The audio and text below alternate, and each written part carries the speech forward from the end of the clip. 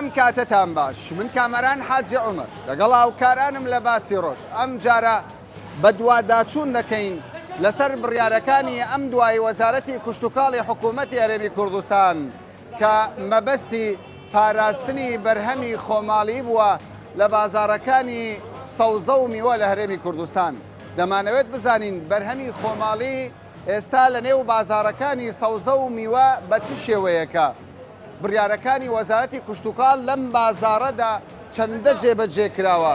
جوتیارانی هەرێمی کوردستان چەندە سوودمەند و زەرەرمەند بوون؟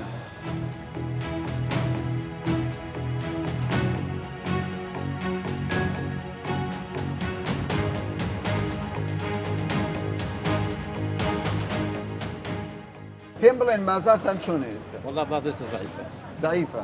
مەسەلە چێ ضعیف؟ والله نازم بري خوش ما نازم يعني زور ضعيفة لقى بيشات. بەرهەم زۆرە کڕیار نییە. برهمي خوما زورة كريار استا. بەرهەمی خۆمان زۆر. بر زورة همش تجسا بزوري خومانا. زمانێ ئێستا؟ والله استا طماطة هي خيار هي تريمان هي هنار هي هنزير هي أوشتانا مية. هەموو سەری دابەزیە؟ همو سعيدة بزاري والله. باشە لۆ بازارنێ بەڕێی تو. بەڵام بەقار نییە کەمە بەقار زۆر کەمە پێشەوانە بوو ئێستا ڕسقەیە کەمیشە سعی بەرز نابتەوە یانی چەند دەبی بازار کەم بوو چەند دەبی؟ وڵی ئەو تقریبا 2 هەفتە دەبێت ڕاوەستەیە 2 هەفتەیە لە زۆر خراپە ئەوە هەناری خۆمانەیە؟ مامۆستاوا هەناری مسریەوە عات هەناری مسریە؟ بەرێ لە مسر هاتووە بەرێ هەنارێکی چۆنە؟ باش عیبینە مێ خۆمان خۆش خۆشترانەوە هەنار تەوانی خۆمان خۆشتە ئەی بۆ لە مسر هەناری خۆمان شارەبان خۆشە خۆمان خۆشەمی خۆشە شیرینات ئەی باشە وەزارەتی کشتتوکاڵ نەیگوت هاتنی هەناری هاوردا بێگانە قەدەغە دەکرێت؟ ئەو خەزنە لە بەڕادیا دێتن خەزنە بەڵێ زۆرتان خەزن کردیە؟ وڵی ئەمە لێرە دەکرینەوە دەفرۆشین ئەوە بە چەندە چیلۆی؟ ئەوە چلۆی بە 800 ناریە هاتنی ئەو بەرهەمە میسریە بەرێ لە مسرەوە دێتە ئێرە بەڵێ زەرە لەی خۆمان نادەوە؟ ئەی چۆن زەرە نادا دی خۆمان نەبێتن تەوان لێرە هەزاری دەکات نەگەەوە نەبێتن هەزار زیاتری دەکات کەسێک هەیە بڵێ کاکەم هەنارە مسرێ بۆ لێرەیە دەستی بەسەردا دەگری؟ ناڵە یە درێ کاکە هاو هەنارە چێن دەریا دەێن کاکە مستڕە ئەی ئەو سێوە لە چێوە هاتووە؟ ئەو سێوە تووشیاوە ئەوە تووچیە؟ بەڵێ ئەوەش مسڕیە بەرێ باشەوانە بێن بە کوردستان و بەرهەمانە؟ بەخوای بەرهەمی خۆمان ئەوەی نییە ئەو سێوەیە لەو سێوەی ناوانە یعنی ئەوە بێ قەینە ئەوە گرانتێت تەوانەوە گرانتر بەرێ ئەو ئێستاوە بە 1300 ناریە 1400 ناریەوە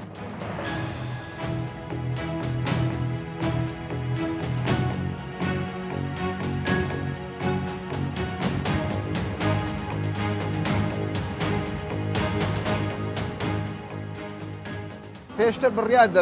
دەرچوو بوو تەماتەنی هەنارنی بەڵام دەبینمەوە لە بازار هەموو هەناری خۆمانە تەماتە نییە هەموو هەناری خۆمانەیە مەحەلیە کیلۆی هەناری میسریت بە چەند دەوێت بدەمێت؟ هەناری میسی نازام نییە کا لە بازار دێ با ئەو دێتن بە گومرجی داتن لە ڕێی بەغدا دێتن گومرجی دێتدا ئێوە زەرەر نییە والله نازام زۆر لێز لە کشتتوای زانشتە بەس زەرەر نییە بەرهەمی دەرم بێگانە بێ خۆش طبعا زەرەرە بەڵام خۆشمان زۆر گران لە ئێرانەکان هەزار ڕادشتی خۆمان لە بەرهەمی خۆمان هەزار ڕادشت باشە من پرسیارێک دەکەم لەسەر ئەوە کە زۆر لی حاڵی نابم کابراایەکی جوتیاری خۆمان دەڵێ کاکە من هەر چیلۆی فلانە بەرهەم بە هەزاری کەمتر بدەم زەرمە بەڵامم تێناگەم لە وڵاتانی تر لە ئەفریقیا لە فێزبیل لە نازانم چی بە 500 دیناریش دەفرۆشین بۆیان دەردەین جوتیاری خۆمان دوێ قازانشی باش بکە لە ماوەی 3 مانجی خانەی بکڕین ناوێت شتەکەی بەرزان بداتن ئەوەی لە ئێران دێتن هەرزان ترادوستن لە سووریا هەرزان ترادوستی لە بەغدا هەرزان ترادوستی لە 3 ماخانەیەک بکڕێت دوێت 3 مانگزارە خانەی بکردن جوتیاری چۆن دەبێمە ئێدێ پارچ بە قازانجە چکەم رازی نییە بە قازانج دوای ڕسقەکە جوتیاری خۆمانەمی خراپە 2-4 چولەی سەری تەماتەکەی باشەوەیت کە مزبالەیە یعنی بە جددی وایە مەسەلەکە ئەوها جتاری خۆمان دێت چۆچی دەبینیتن هەموو سارە قازانش باش بکاتن دەنە لە ئێران دێتن ڕادەوەست هێرزانتن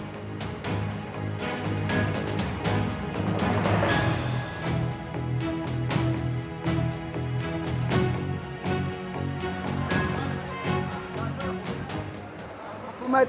باجی خستۆتە سەر بەشێکی زۆر لە بەرهەمەکان بڕیارەکە باش بووە پازانجی بەو بازارە گەیاندووە یان زەر لەسەر هاوڵاتی باگرای هەسەرێ ئێستا هەموو کوردستانی خۆم گەڕێ لۆری خۆخەکەیە لۆری سێوچی دەکەن کوردستانی خۆم گەڕێ معقولە بازە سەرسقی یەک دقیق یعنی ئێمە نزیکە 7 ملیۆن کەسین یعنی نات خاوەنی یەک سندوقە سێو نینە هیچ نینە بەرهەمان نییە خۆخمانەیە خۆخمانەیە زای لەو گومرگزان لەورە خۆش خۆمان دەبینیەوە نییە لەورە سێکی خۆمان دەبینەوە چمان هەیە بەس هەنارمانەتەوە يعني لو لسه خرج كلام ذاك وراس شيء تاسنا لكم رجال سبلاش وعلات بو بازك لو خوته مساك الحكومتيا بس هولات قريبه السريع ويدك البازار يعني غلطه باز غلط زوداك يستني مثلا زو غلط وش براستي بخمس ثمانية براستي جلاسة قوم السرا بخمس ثمانية كاو ما إسا كاو خوان هيك كاو قوم جال السرا قرابي تواني قوم جال السرا هم يقول هم بتقوم ريبا شنو اي بلام دلي كاكا كابريت جوتياري ويبو رزقك با حكومتي هيك قيدنا كاخو خيا تسبك خلاص صار بابارانا كاخو خدا خو باشا تو پێش نیازی چ دەکەی یعنی ئێستا ئەمە کێشەمان لەوە نەبوونی پرۆژێ لە وەزارە لە جوتیارە یان لە ئێوەیە شتەکان كنارك انا زوتيار حكومتك دكان زوتيار هسه سليمان هيك مشي له كردستاني ممنوع هذا نايب بيه حربتات نايب بيه بقومش نايب بيه يعني تۆ لەگەڵ بازەکان نی نعم براسي زوره هذا كان زوره براسي زۆر ڕێیسیە قس لەگە قسەیەوی حتما انا قايل لەبەر چ لەگەڵەوی یانی چی یانی ئەگەر حکوومەت باز وەرنەگری لە دنیا بووە بەرهەم بێتە ژووری وڵاتێک حکوومەت هیچ پارە لێ وەرنەگری اخي سما هیچی خۆمان نییە کەشتێکی خۆمان هەبی باشتی خۆمان بێدارەکە ئاسەیە بازەکەی بەس هیچی خۆمان نییە چۆن ئەدی تەماتەمان هەیە خیارمان هەیە هەنارمان هەیە فرێمان هەیە پیازمان هەیە تەماتەمان هەیە تو لێرە هەتا بەغدایەوە تو لێرە ڕزقی باردەکە بنێدە مووسڵەوە هەموو لەسە هەولێرە لەسە هەولێرە هەموو چاروری تەماتەمان نی خۆمانی هەولێرە باشە تۆ پێم بڵێ ئێستا بازارەکە کووە بڕیارەکانی ئەم دوایە حکوومەت لە قازانجی بازار بووە یان زەرر چی؟ زري بازار تمشي تبكى اس او بارات ختم الزر دي صدنا يقوم مرقا حكومه لسه دينار بتزول ممنوعه اذا تبكى صد دينار لو بازك لو حكومه العراق بازك لو تبي لو تسيط بنزان اي وردك لي لو مزرع حكومه العراق بس من سێ مانگ بەر لە ئێستا هاتمە ئەم بازارە دەیانگۆ کاکە لژنەی چاودێری نییە هەر کەسێک بەرهەم بێنتە کوردستان دەرگا کراوە ئێستا حکوومەت چاکسازی کردووە بە حیساب دەڵێ کاکە دەبێت پارە بدرێ مە خراپ بوو ئەوە من لۆرە سێوەکەم لەوە هاتیە دەتۆنە 4 ملیۆن دیناری گومرگا ئەزم سێوەکە بفرۆشم گرام ئەگەر 2 ملیۆنی گومرگ بی بە ئاسایی بێ دەفرۆشتێ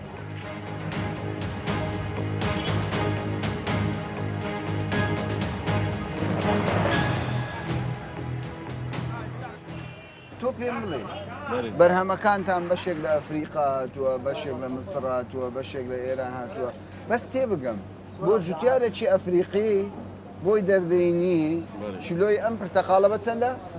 ئەو پرتەقاڵ ئێستاوە بازار دەوری 300 باشە بە 1300 بفرۆشەیان کەمتر حتممە لە شوێنی خۆی کەمتری فرۆشوە بۆ جوتیاری بێگانە دەردەینی لێرە بەرهەمەکەی بخۆی بفرۆشێ بەڵام بۆ جوتیارێکی خۆمانە زەرر دەکات. خۆزای گوە لە ئەفریقیا لەو زیانە وچی عێراق نییە برین نەفت هەوی و خەریش و مەعاشیوی و خەریشی و شتانەوی خەرک هەر کەسە و ئیشە شتایبەتی خۆی هەیە مەسەرە نەفسا و پرتەقارەوە لەوێ کە دێتە ئێرە احتیمالە شیلۆی 500 دینار زیاتر بەس ئەوە بڕوە لەوێ بەس کرێ و شتیوالە بڕوە هەتا لەوێت نزیکەی 600 500 نار زیاتر لە ڕۆ هەتا دەگاتە ئێرە لەکنە خۆمانە و شتانە نیە مەسەلەن زێشی والەش نییە بەسەر کابرا برێ ئەمن دەچم زراعەتی لێ دەکەم دەست جوتیار بەڕاستی جوتیار لێ بەڕاستی جوتیارە لەکنەمە هیچ شتێک نییە جوتیارەکان دەڵێ کاکە چۆن وایە قسە من لە سبێنی هەتا ئێوارە جووت دەکەم بەرهەم دێنم بەڵام بەرهەمی خۆمان بێگانە لێ ناگەڕێ بەرهەمم بفرۆش ئەخە بەرهەمی بێگانەش هەیە بەرام بەرهەمی خۆمان ئەو نەوع بەرهەمە نیە یان ئێستا مەسەڵەن ئەمە ئەو نەوع عسێوەمان نییە ئەو نەوع عسێوە نییە ئەو نەوع هەنار ئێستا باشە لەبەر چمان نییە ئەمە خاکمان هەیە ئەومان هەیە پارەمان هەیە بۆ نیمانە مەسەلە چییە؟ وڵا ئەوە دەبی حکومەت داعمیکە عن دەبی حکومەت بچی ئەو لەو شتەی پێستەوە بزانە لۆ نییە لۆ شتا و هایە لۆ های وەساهاتیە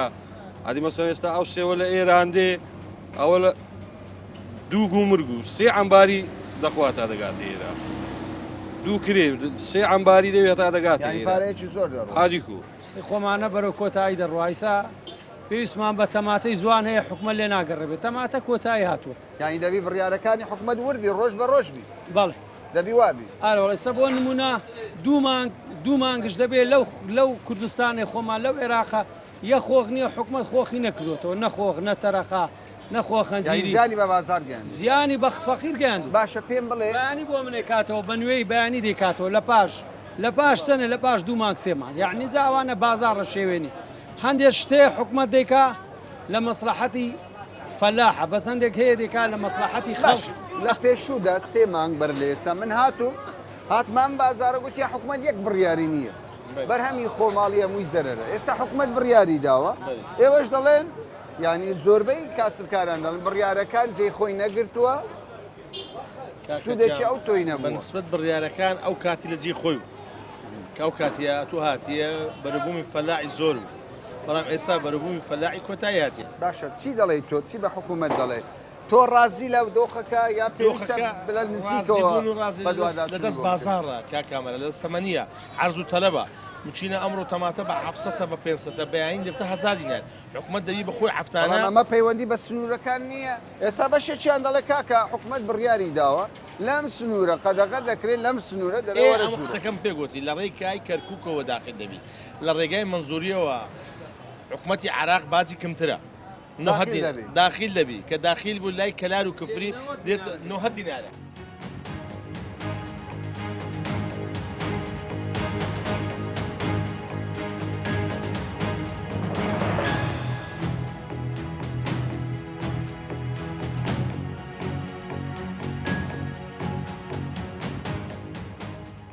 بازارتان چۆنێ بەرهەمەکەت باش باشە برێک باشە نەخۆنا لە باش نییە باش نییە ناوە بەس تۆ ئەو خاوەن ئەو بیبەرە خەوان بیبەر بەس بیبەری بەڵێ کیلۆیەکەی بە چەندان بیبەرە کیلۆ ئێستا وڵا بە 400 و 350 و 300 خۆ زەرەرت نییە والله هیچ زەرەر قەمەس بکەین عیلاج هەدی بێلێکێ زەرەرت بی ئەدی چ بکەین باشە بیبەر لە دەرەوە دێ والله هێشتا نەمدیگە نازانم ئەم ناتوە بازارت ئێستا کەس کڕیارەیە باشە قڵقڵە هەیە الحەمد باشە زۆر جار گلەی لە جوتیارەکانی خۆمان دەکرێت بەڵێ. دەڵێن جوتیارێک لە فێنزویلا لە ئەفریقا چوزانم لە مەسر کیلۆیەکی بیبەر بە 200 دەفرۆشێ و قازانجی دەکات خەڵکی ئێمەش بە 400 دەفرۆشێ دەڵێ زەرمە مەسەلە چیەوە؟ والله جواب ئاکە بەرهەمێ ئێستا پیازە ئیران دێوە نییە بەڵێ ئەگەر پیازە ئیران نهات باەمە 1000 دیناری 600 700 دینار ئێستا کە ئیران هات ئێمە دادەبەری ئێستا بیبەر هێشتا نهاتە ئیران باشە لە پیاش تۆ زەرەر کردووە؟ ئەریۆلا پیازمە زەرەرا کرد مال بیبەر زەرەرا کرد ئەریۆلا مال بۆهینزانە ئێستا بۆهینزان بە ڕبعی کیمیە 150 دینارە بە 150 ئەرێ بەخۆ ئەوە هەناری خۆمانە؟ بەڵێ. تۆ فەلاحی بەڵێ. ئەوەی شوێنێکم هەنارە ئەو هەنارە خۆشناوەتە هیران و نازەنینە هیران و نازەنین بەڵێ وەزیر بڕیاری دەیە ئەوە کە میسری قەتع بکرێ هەناری دەرەوە قەتع بکرێ بەڵام ئێستا کە بڕۆ تەماشا بازاریکە بەتڕێ لە دێ بەتڕێ لە دێ بەتڕێ لە دێ هیچ مەمنوع نەکرێ ینی بڕیارەکە هیچ جێبەجێ ناکرێت تەنیا بڕیارە ئارێوڵە تەنها زەرەر تیان نا وەڵا زەرەرمە ئەو هەنارە ئەو هەنارە 700 دییناری بوو ئێستا بە 400 دییناری بە 500 دیینارە ئەو هەنارە خۆت ناڵی زەرەرمە زۆری زەرەرە زەرەرتە ئارێوڵە ینی هەنار بە 400 دینار تێناوە زەرەر ئارێوەڵی زەرمانە ئەو هەنارە 800 دیینار بوو ئێستا کەەوە بە 400 دیینار 500 دیینار دەکەن لەبەر هەناری دەرەوە لەبەر هەناری دەرەوە کەوای بڕیارەکە جێبەجێ نەکرا ناوڵە بڕیارەکەی جێبەجێ نەکرا تو پێم بڵێ کاکی جوتیار بەرێ. لە مەسەر دێتێ ئێرە قازانج دەکات جوتیارەکەی ئارێوەڵە قازانج باشە دەکات. بۆ تۆ زەرەر دەکەی کاکە بە 400 بۆ زەرەر دەکەی کاکە ئیمە لەبەر ئەوەی ڕستی دەرەوە ئیمە کەم پارەی دەکات ئەگەر بێت و ڕستی یعنی بە چەند ڕادەوەستی بۆ لە 400 دینار زیاتر لەسەر تۆ دەوەستی کاکە دەوەستی ئەوە سندوق دەبی بکڕی باری پکەبی بە 700,000 عملە 90,000 کرێی سیارەی 80,000 ئەدی چی هەمووی مەسروفە هەمووی مەسروفە هەدی حکوومەت هاوکاری حکوومەت پێشتر هاوکاری دەکرد دێن کرێ ڕێی پێدەداینەوە بەڵام ئێستاکە هیچ هاوکاریمان ناکات ناو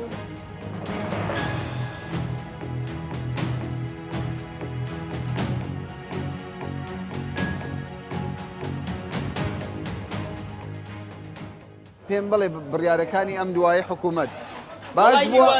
باش بۆیان نا وڵی هیچمان نەبینیوە بەڵام نانا لەسەر تەماتە لەسەر قەدەغەکردنی ئەوە شتێکی چاکە شتێکی باشە ئەگەر جێبەجێ بکرێ و سەر بگرێ بۆ جێبەجێ نەکراوە ئەخر جێبەجێکرە کاری پێ ناکرێ ئەگەر کاری پێ نەکرێ ئیسپاتێکی من لەسەرەوە بڕیارە دەم لە خوارە جێبەجێنەکە ئەبێ باشە ئێستا لەو بازاڕەی چەند بەرهەمی خۆمانەمانێ ئەگەر لە سەدای دانین ینی 100 بەرهەمەبی چەندی خۆمانە چەندین خۆمانە پەتاتەمانەیە بانجانمانەیە کورلەکەمانەیە کولەکە زەردەمانەیە خیارمانەیە بیبەرمانەیە هەنارمانەیە ترێمانەیە ئەم شتانە مەمنوع کرێ باشە کەوایە هەر هەمووی ئەوی تکایی بێگانەیە کە بێگانەیە چەند وڵات کاڵا وڵات جا لە کوێنە لە تورکیا تێ لە میسر تێ لە سووریا تێ لە ئەفریقا تێ لە هەموو وڵاتەکانەوە دێت بۆ هەرێمی خۆمان باشە بازاری ئێمە بەرگەی ئەو هەموو بازاری دنیاە دەگرە ڕوو لە گومڕێ پرسیار لە حکوومەتکەین بڵێن بۆ بزانین بۆچی دێت نابی بێ نابێ بێت نەیە باشترە بەڵام هەنێ کاتەیە تۆ بەس بەس حکوومەت دەڵێ کاکە ئێمە مۆزمان نییە مۆز ئەبێ بێت مۆستێکی زەروریە خراپترین بەرهەم کە بمینێتەوە لەسەر جوتیاری کورد چییە؟ والله باینزانە باینجانە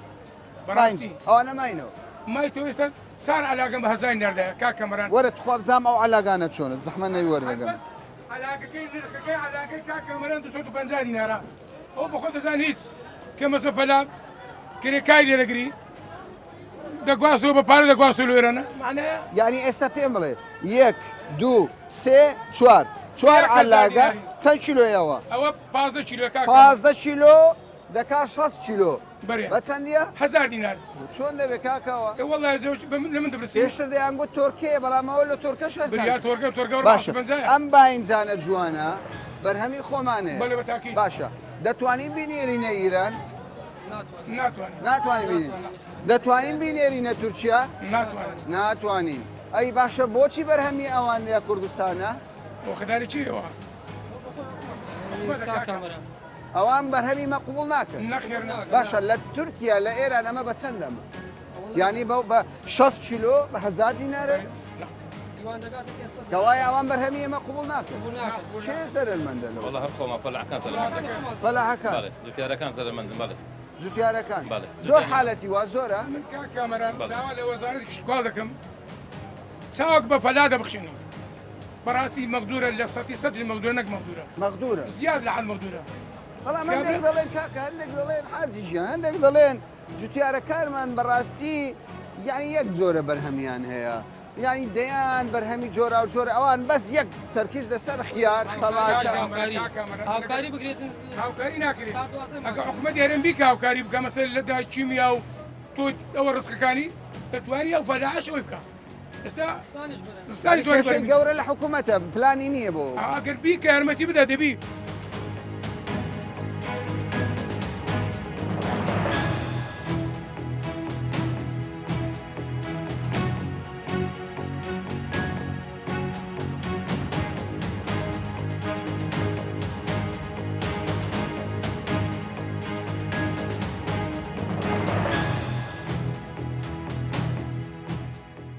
سەرڕای نرخ و کێشە و گرفتەکانی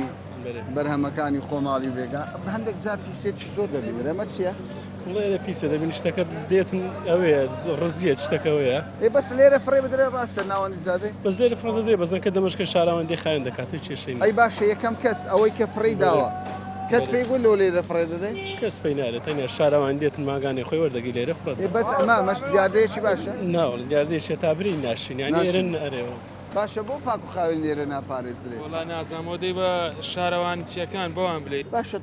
ئەنی کەسێک بێ شتێک بکڕێ بەڕاستی سەلیقە و زەوقی کڕینی دەمینێ وە بەس ئەوە خراپ بۆ مەجبورە فڕە بدا لێرە لێ بکە ئەدی لە چێ فڕە لێرە حاویێت جیوانە جێی فڕەدانی نییە جێ نییە لۆتلۆم ببینەوە سفرێدا یعنی شارەوانی یەک شوێنی پاک و خاوێنی دانەناوە شارەوانی سعادەوری دوانزە دێ ئەم پاکاتەوە دەڕواتەوە دەڕواتەوە بەڵام حاویە نییە لێرە حاویە نییە چێ کەمتر نییە با سەر شارەوانی کەمتر ئاویەک تشتێکی دانێتن وا بکاتەنە ئەوها پیس نابێت کەوای ئێوە داوە لە شارەوانی دەکەن حاویە هەبێ لە باتی ئەوەی ئەوە فڕەنە دەنێ ئێرەوەتەوە بەس ئاویایی بکەنە ناوانجینی ئەگەر فڕیان دایرە بە معاسەبەی بکە یعنی ئێوەش بێزار بوونە ئارێوەڵا یعنی ئەو هەموو ئێستا هەر باشە ئێستا باشە پیازەکە ببینە کە فرێ درێ لە چێ فرێ لەسەر زادە هەڕێک نییە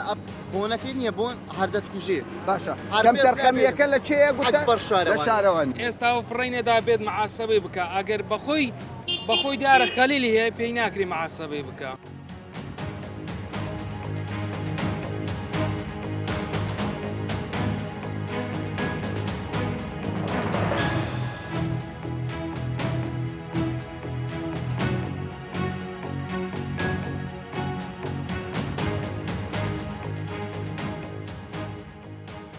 بەشێکی بەرچاو لە جوتیار و کاسبکاران دەڵێن بڕیارەکەی وەزارەتی کشتتوکاڵ سەبارەت بە بەرهەمە خۆماڵیەکان و قەدەغەکردنی بەرهەمی بیانی بڕیاری باش بوو بەس لە ئەرزی واقع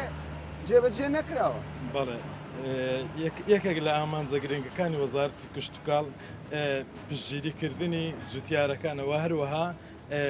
پاراستنی بەرهەمەکانی خۆماڵیە بۆیە ساڵانە وەزارەت کشتتوکاڵ بازدایەتە سەر ئەو بەرهەمە کشتتوکاڵیانەی کە لە کاتی پێگەیشتنی بەرهەمی خۆماڵیدا جێبەجێ دەکرێت کاردانەوە کەم نەبینیوە هەموو زەرەرە بەڵێ بخۆی ساڵانە کێشەکمان هەیە کە هەموو جارێ ڕوبەڕووی دەبینەوە کە ئەویش کێشەی سنوورەکانە مەسەلەن سنوورەکانی کە لەگەر حکوومەتی عێراقی وەکو سنووری منظریە و هەروەها قایم کە لەوێن دەر بە شێوەیەکی فەرمی دێتە ژۆرێ ئەمەش وەکو زراعە ناتوانین ینی هیچ قانونێکم ناتوانانی بە بەرهەمێک بێ کە لە منزوریە و قایم داخل دەبی بە فەرمی لە دەواازەکانی هەرێمی کوردستان بڵێن نەخێر نابی داخل بێ یعنی هەتا ئێستا شتەچوان نەبوو ینی ئەمە زەرەری گەیاندووە طبعاً باشە تۆ پێم بڵێ ئێوە وەکو بەڕۆبەراتی خزمەت گوزاری کوشت و کاڵی هۆبەی نرخدانان لێرە بەرهەمێکی زۆری بیانی دەبینم بەڵام بۆ باینجان 6 کیلۆ بە 1000 دینارە بۆچی ئێوە ناتوانن هەمان ئەو بەرهەمانەی خۆمانە بنێرنە دەرەوە خۆی پلانی وەزارەتی کشتتوکاڵ ئەوەیە کە براز و تیارەکان یعنی ڕێنمایی براز و تیارەکان بکاتن کە هەمە چەشن لە بەرهەمەکانیان ینی بچێنن بۆیە ینی براز و تیارەکان زیاد لە حەدی خۆیان بەرهەمەکانی دەچێنێت و هەندێک کات هەموو کاتێک ئەو هاانە مەسەرەن فوجایی ڕۆژەشیوەەوە خێر و بەرەکەت باری بەسەر باینجان بەڵام ماڵوێرانی بۆ جوتیارەکە هێناوە زەرەر دەکات بەڵام بۆ ناچێتە ئێران بۆ ناچێتە تورکیا و بەرهەمانە وەکو هاوشێوەی ئەوان بنێرن والله ئەجای ئەوش دەبیەکێک لە پلانەکانی وەزارەتی کشتتوکاڵ بیکە هەروەها ینی بە دوواداچوونیشدا دەکوات بۆ ئەوەی بازارکردن بۆ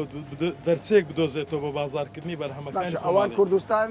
بە بازاری خۆیان دەزانن بەڵام بۆ جوتیاری ئێمە بازاری ئەوان دەبێتە بازاری ئەوان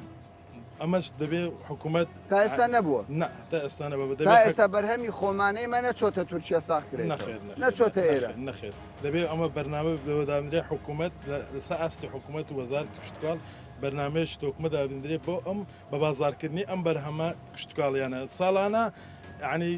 بە دوواداچن پێویستە بکرێتن بۆ بە بازارکردن یەکێک لە ئەمانجەکانی وەزارەتی کشتتوکاڵ ئامانجەکان دیارە 20 ساڵە خراوەتە ڕوو ئامانجی وەزارەتی کشتتوکاڵ چیە بەڵام ئەوەی کە من دەمەوێت بڵێم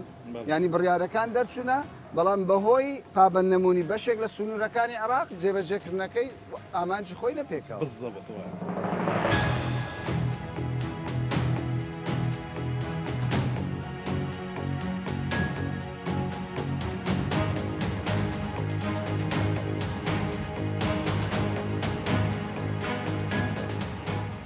جوتیار و کاسبکارانی ئەم بازارات دەڵێن بڕیارەکانی ئەم دوای وەزارەتی کشتتوکاڵ بۆ پاراستنی بەرهەمی خۆماڵی و زەرەر نەکردنی جوتیاران بڕیارێکی دڵخۆشکەر بوو بەڵام لە کۆتادا لە ڕووی کردداریەوە دیسان زەرەر بە جوتیارانی هەرێمی کوردستان گەیشتووە ئێستاش بەهۆی هاوردەکردنی هەنارێکی زۆری بیانی و بە تایبەت مسری ئەم هەنارەی بەرهەمە خۆماڵیە بە بەراورد لەگەڵ بەرهەمەکانی هاوردە جوتیارەکان زۆر زەرەریانە نوێنەری وەزارەتی کشتتوکاڵ دەڵێت بڕیارەکان بڕیاری دروستی حکوومەت بوون بەڵام بەهۆی پابەندنەبوونی سنوورەکانی فەرمی عێراق و سنوورەکانی فەرمی دیکە کە هەندێک جار بە شێوەی قاچاقیش بەرەم دێتە کوردستان ئەمانە وای کردووە بڕیارەکەی وەزارەت وەک خۆی جێبەجێ نەکرێت پێداچوونەوەیەکی گشتی وا دەکات ڕەوشی جوتیاران لە هەرێمی کوردستان باشتر بکات تا باسێکی دیکە و بابەتێکی دیکە بەخواتان دەستێت.